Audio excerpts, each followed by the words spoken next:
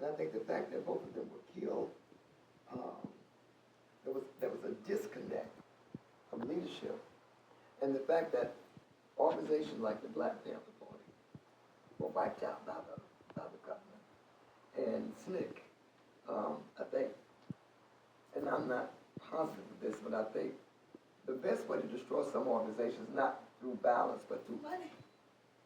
You know, I used to lament the fact that it's hard for us to raise funds, but we have never started an organization with money. We have never started an organization with money.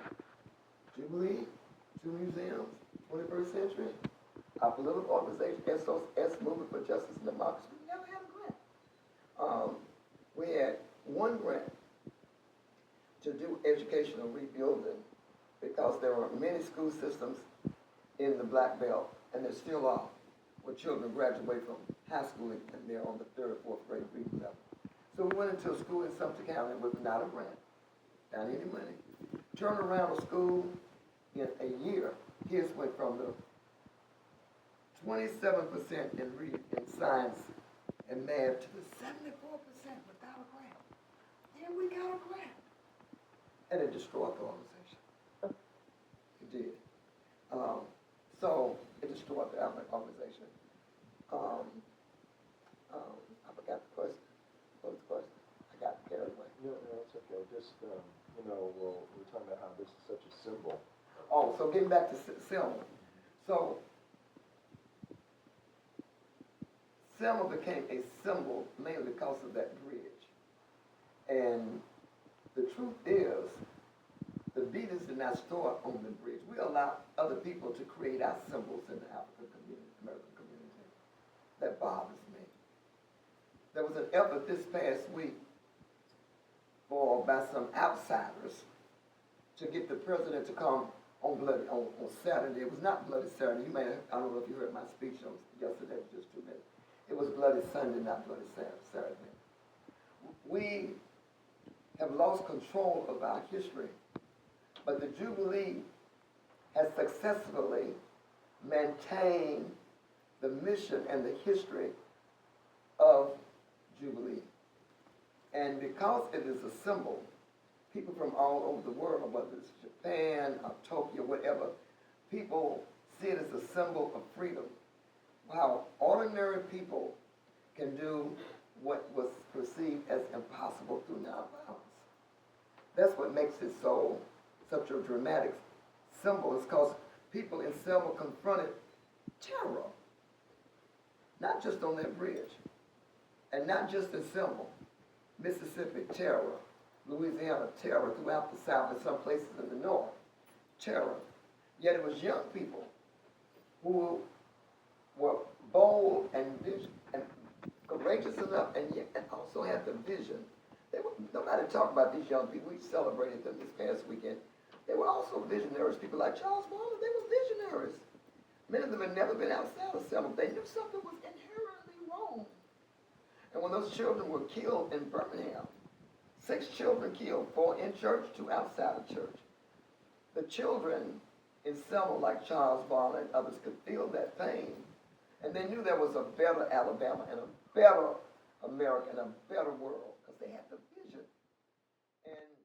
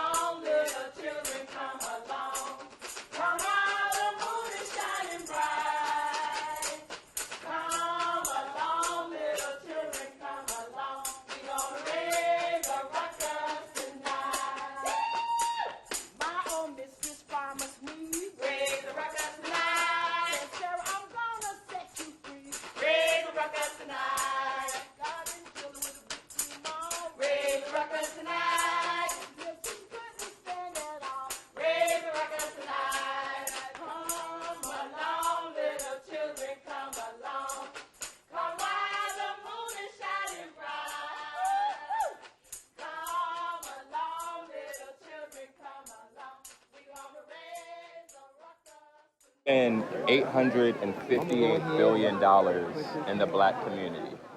I know of some family members that need a place to live. Yep. I would buy them a home.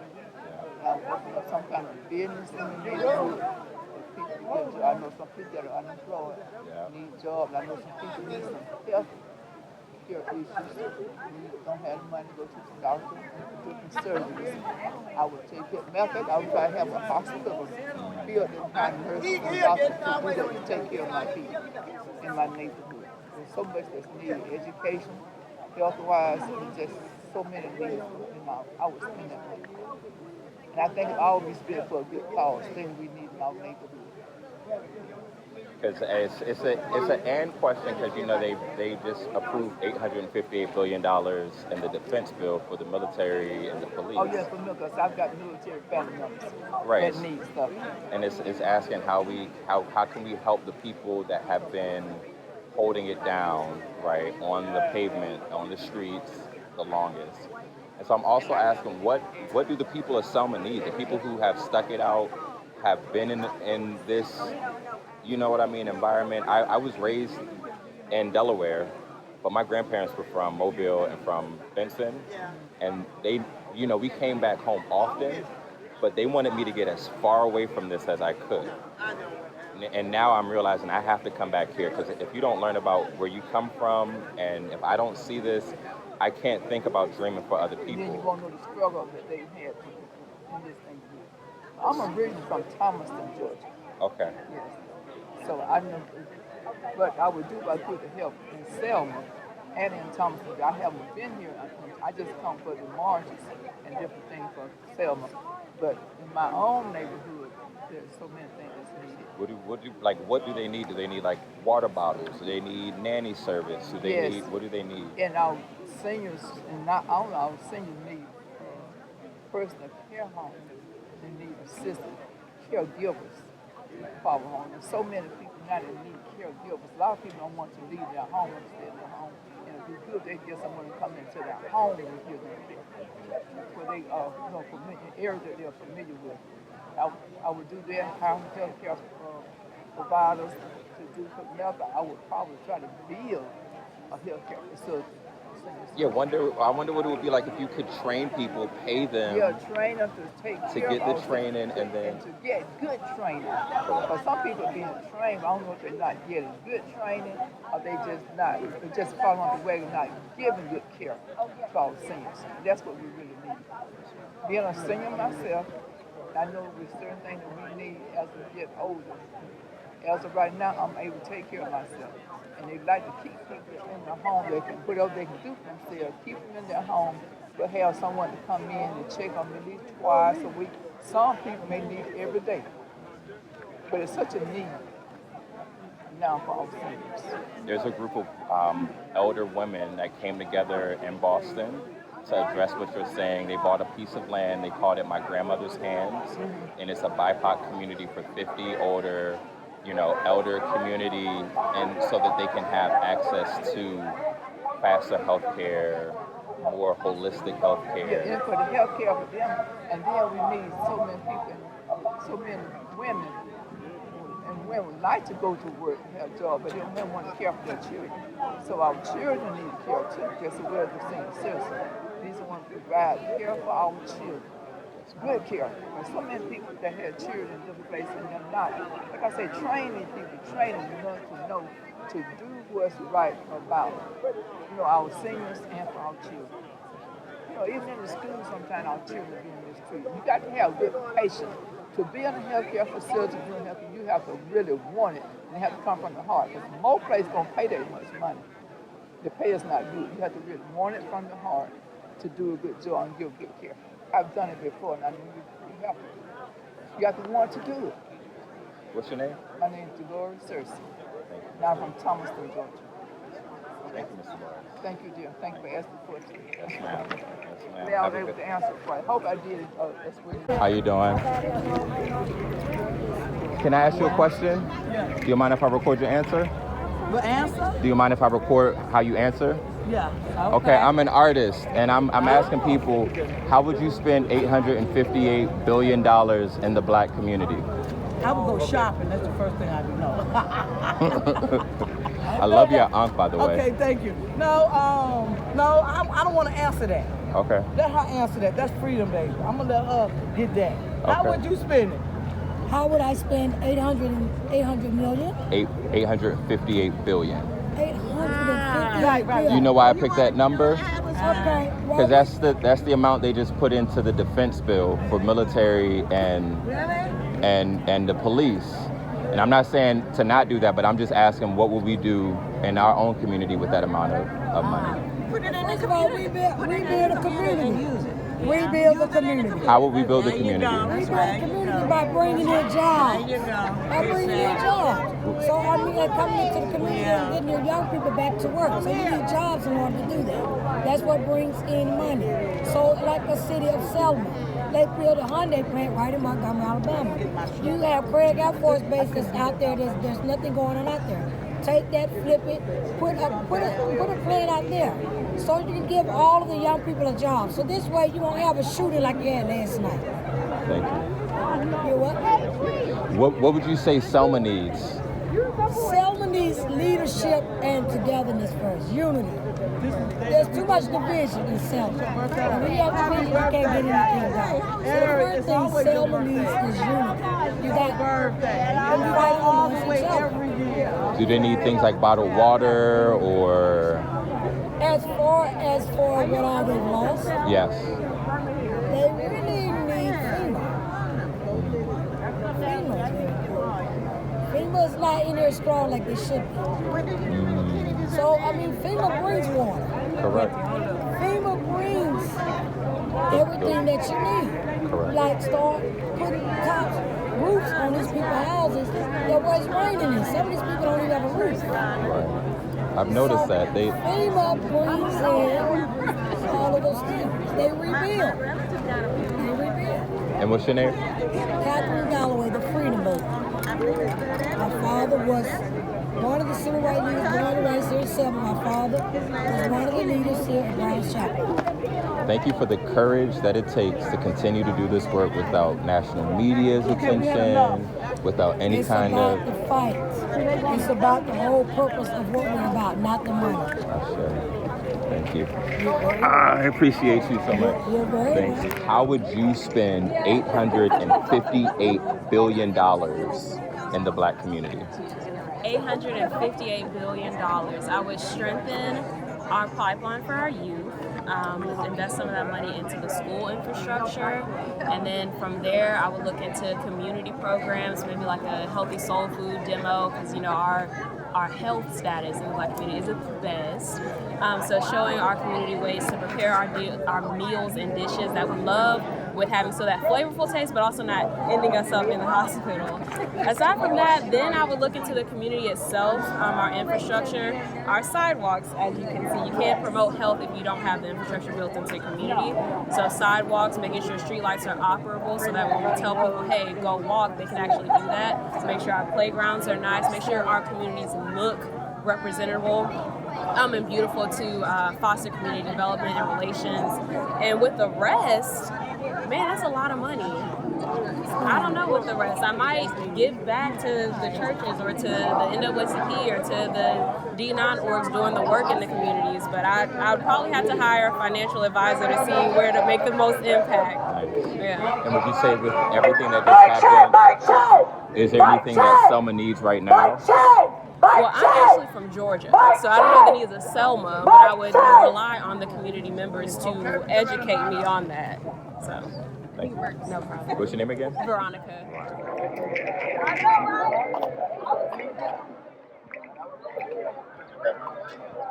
42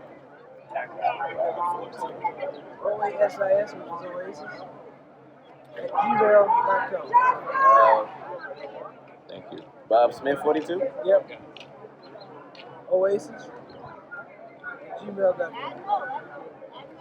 I'm with Oliver. Can I ask you a question, Mr. Smith? Yes, So how would you spend $858 billion in the Black community?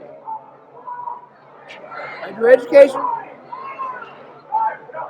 I do jobs, create jobs, real jobs. Like what kind of jobs? Well, Like farming? Carpentry. that's part of it. But industry, Technology? yeah. You have to, you got to educate your folk and kids. Start off with little kids and health care. I'd have health care. I work every day now because my wife, I got health care. But my wife is sick and I need more money to pay for her health care. So I would have, that's part of what I'd be doing. What if you create a way to give everybody like universal income? Well, you can give universal income, but you got to have, you got to educate them. I mean, to give them the money, they just go out there and go to Neiman Marcus, and I don't know what Neiman Marcus is. So they just got to spend the money. I make sure I got this right. Bob. When the sun go down, I ain't on let's leave it, but I wanna lie down. But I wanna lie down. I ain't on let's leave it, but I wanna lie down. But I wanna lie down. I wanna lie down, baby. I wanna lie down. I wanna lie down. I ain't on let's leave it, but I wanna lie down. But I wanna lie down. Oh, what's got the matter, baby? Yeah, I can't see. I can't see. Oh, what's got the matter, baby?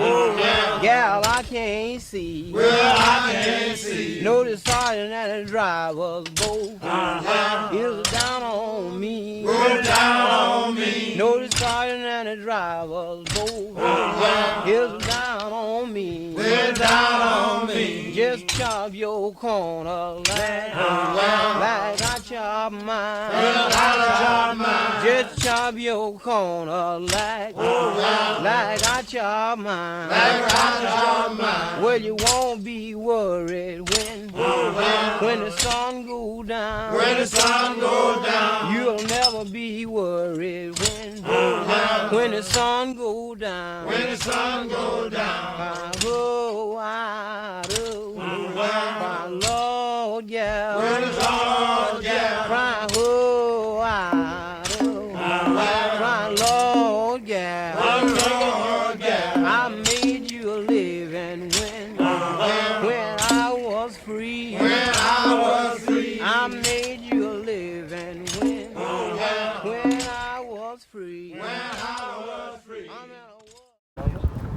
No, we haven't. This is what our third I wonder if he's still there. You guys know James? I'm not sure. A lot of things have changed.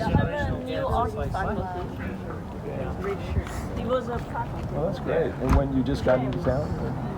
Yesterday we flew over. We worshipped at Ebenezer with Reverend Warren. I still singing. Yeah. It was so nice to meet you, Oliver. Take care. Oh, we're going into the presentation. Are you going into it? Yeah. This is like the universe putting us together. Let's go. You're on my time now. Let's go.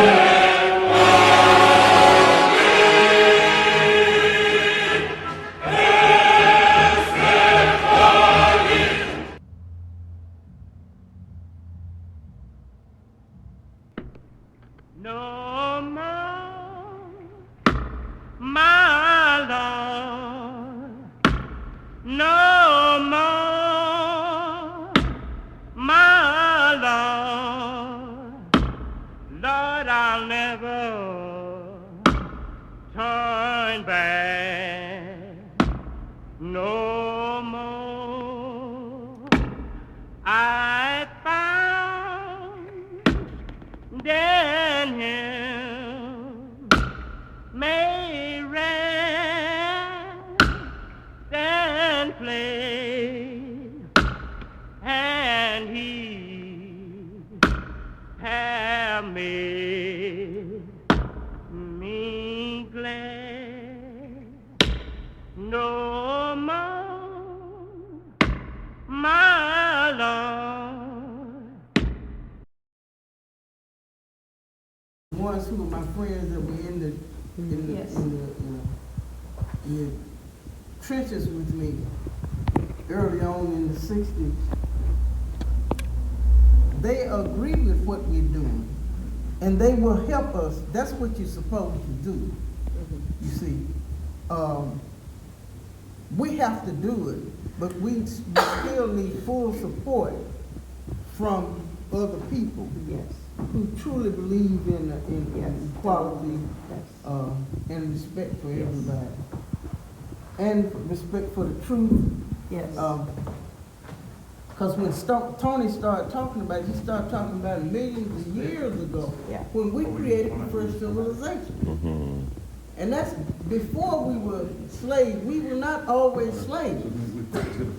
Now, don't get me wrong, there might have been some evil and stuff, because there's evil going on now. It's always been. That's right. But, and see, one thing, I always thought the word Egypt was African. It's not, it's Greek. Right. Kemet is. But I had, a white professor from the university to tell me that in here. You see, I'm gonna say I don't have a degree, but I'm getting one here because I'm not only talking to people, but I'm also communicating with people who have the knowledge, some of the knowledge that I need. You don't need a degree to have knowledge. Well, I know, but I'm saying, I need the information so I can pass it on. There's certain things that, that mean stuff. I need to know what it means. If it's in here, I need to know what it means, because people are going to ask me, what is this? What is that? Well, I need to know that. That's right. You see? That's right. And the only way I'm going to learn is open my mind and talk to people who do know. Yep. Me too. Thank you. So thank you. Yeah, Anthony Browder is really helpful and like, because he talks about Al-Kabulan, he talks about Kemet. He's really helpful in helping, for me at least, understanding that there is a bigger picture to our history, and all of it's linked in a way to what has happened to us and where we are now. Well, the thing about it is, they don't talk about Ella Baker, but actually Ella Baker was the linchpin in all of this stuff. She didn't deal with press conferences and all of this, but the lady was a linchpin in everything. She was born in 1903, okay? During the time she was coming along, there was nothing around except NAACP. That's who she started to work with. In the libraries in New York. She finished Shaw University. But Ella had all kinds of influences she was able to do. Sometimes people have influences, like, for instance, Dr. King. She was responsible for Dr. King being elected as the director, the chairman of the Montgomery Improvement Association, not by her nominating him, but by talking to other people. And this is what Ella did. Spread the word. What did you spread? She had a way of making an impression on you, or even maybe just dropping a sentence that would influence you to do something. You see, she was talking to Rosa Parks See, we didn't know this. You need to get a book. Yep. The book, Elevated. Stand on somebody's neck, 9.5 minutes, and see them suffer. You know. So if somebody came along and shot them, and stopped them children from being born, I would be all right with it. I couldn't do it. Just politically, yes. Somebody asked Dr. King this question. I don't know where I saw this. Dr. King, if you had a chance to have killed Hitler before he killed 12 million people, and you knew he was going to kill 12 million people, what would you have done? I don't to this day don't know how. But I know I would close my eyes and say, pow! The 12 million people be saying, I close my eyes, pow! So innately, I'm nonviolent, but I'm politically I do that. So, you know, I'm surrounded by very smart people, and I'm sure they have a few questions, but I just want to ask a few more.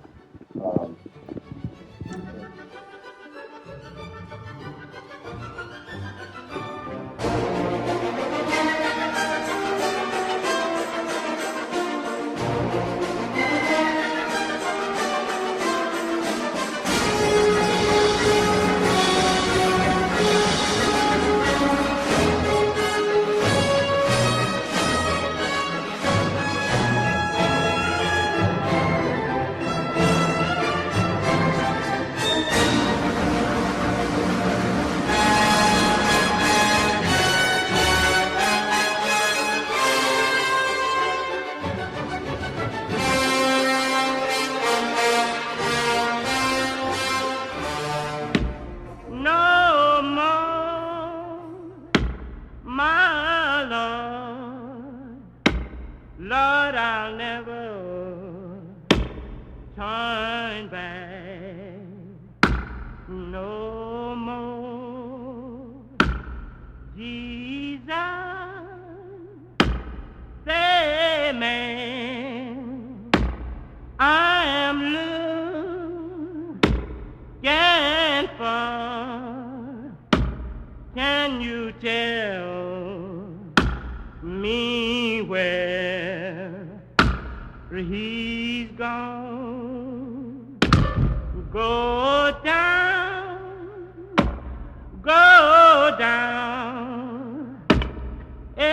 among flower yard, and perhaps you may find him there.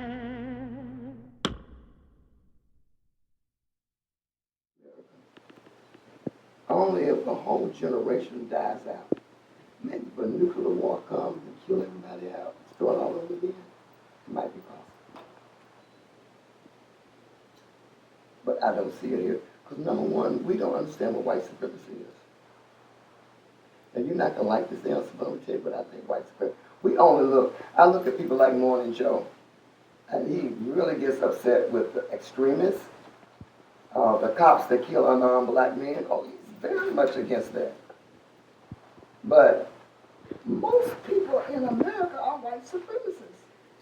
Some of you are white supremacists and you don't even know it. Most black people in America are white supremacists. I have to break down what I mean by that. Most white people and most black people believe the lie that white people are superior. You don't have to be violent to be a white supremacist. Most white people, 99% of most white people, I would go a little lower than black people. I would say 80% of black people are white supremacists. They believe that white people are superior. And because we don't know our history, for years we were told that the Egyptians were Europeans. I went to Egypt for myself and saw the tombs with black faces. Jesus looked more like that. Look at that picture behind it. He was not a European.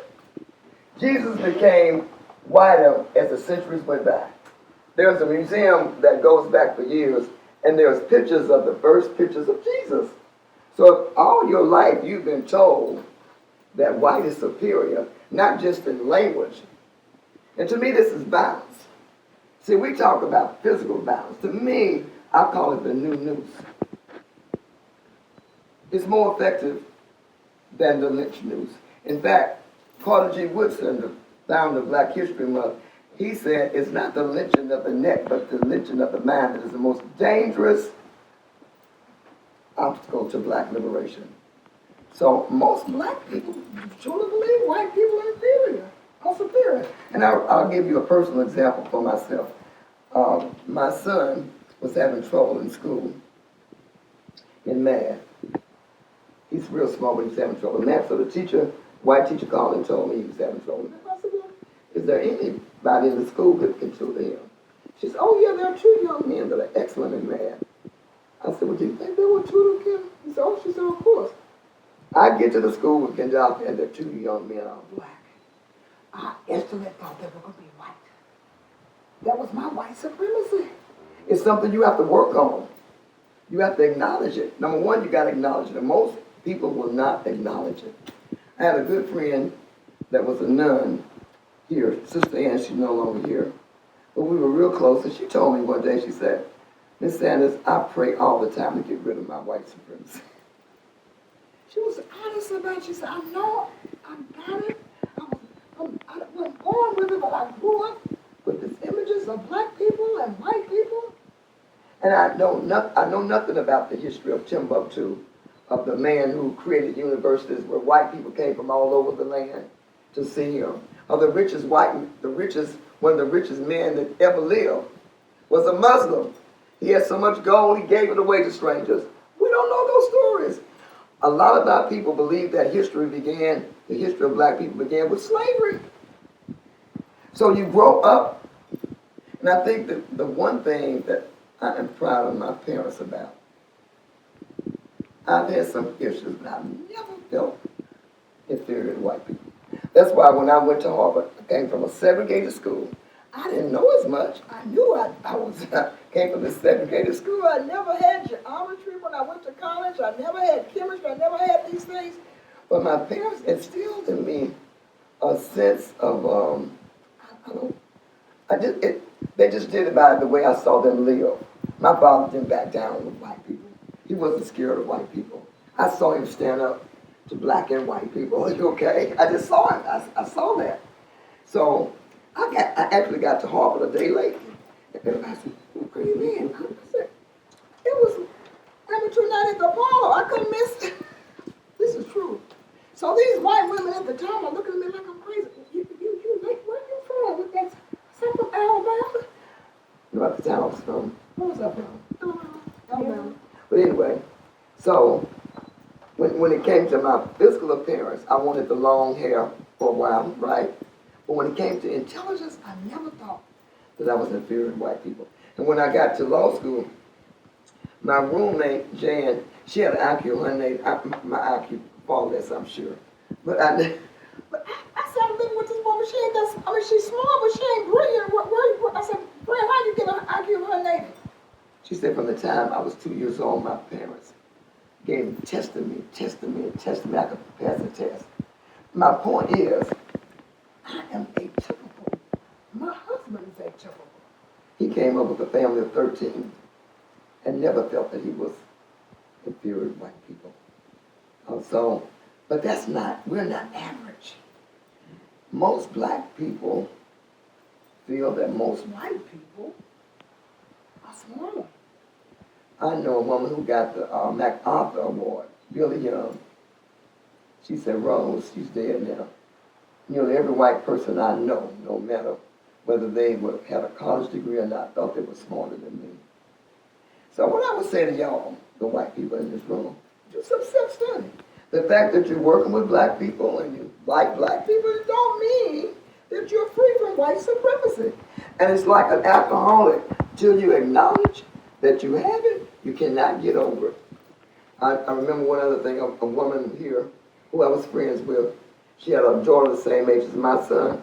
She said, Rose, I like you, but I would hate for my son to marry my daughter to marry you. So I said, well, I don't want my son to marry your daughter. I said, let's be clear on that. If that's your greatest fear, Let's get real with it. If we have choices, we usually want our children to marry people of their same culture, not just of their same race. That's just human. There's a difference between prejudice and preference. It's a thin line. Most people want to be, like young people want to be with young people, right? It ain't nothing wrong with what white people want to be with white people, and black people want to, let's just face it, ain't nothing wrong with it. But if you have a common goal like you in this room, y'all got a common mission, a common goal, that's why you love each other around your common mission and common goal. But if you don't have a common mission and common goal, right, you're going to prefer to be with your tribe. That's normal. Even animals want to be with their tribe. You ain't want to see no elephant want to be with no rabbit. I mean, that's